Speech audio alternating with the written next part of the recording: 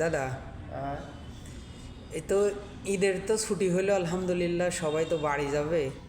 তো তুমি আমাদের সবার উদ্দেশ্যে কিছু বলো, আমরা তোমার কাছ থেকে কিছু আমি কথা মনে শুনতে করেন চাচ্ছি। যে আব্দুল মানে আমি অনেক দিন ধরে চাকরি করি, তো আমরা এই মেট্রোলে আসিয়া যা আমরা একটা সুযোগ সুবিধা পাচ্ছি, যা ছুটি, এটাও আল্লাহর ইচ্ছে আর কি। এই ঈদের উপলক্ষে যে আমরা আগে থেকে এত ছুটিটা পাইতাম না, তখন অনেক কাজের চাপও ছিল, তো তখন সেইভাবেই ছুটি দিছে আর কি।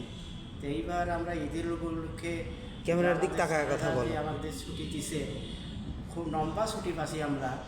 তা আমি ঈদ উপলক্ষে আমি সব ছাদেরকে, যারাও গেছে এখান থেকে, যারা এখন আছে, তারা এখন চাকরিতে যারা ছুটি যাবে ঈদ উপলক্ষে, তার জন্য আমার খুব বিশাল আমার বুকে থেকে খুব ধন্যবাদ আমি তাকে জানাই, যেন সব ভালোভাবে যেন যায়, ভালোভাবে যেন ঘুরিয়ে আসে, এটাই আশা আর কি। আমি সবাইকে আমি ঈদ মোবারক সালাম জানালাম, সবাইকে আমি যেন ভালোভাবে যেতে পারে, ভালোভাবে যেন আসিয়ে অফিস করতে পারে, এটাই আমার আর কি কামনা।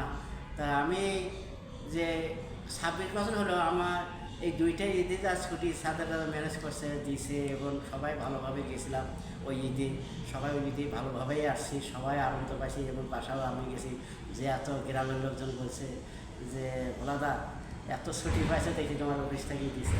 বলে হ্যাঁ, আগে অনেক কম পাচ্ছিলাম, এখন ভালো মোটামুটি স্যারদের একটা ছুটি দেয়, এবং একটা কাজের চাপও একটা কম আছে, তো এই জন্য আমরা একটা ভালোভাবে স্যারদের ইয়েতে ছুটি খেতে আসছি আর কি, এই আর কি। তো ঠিক আছে দাদা, ধন্যবাদ।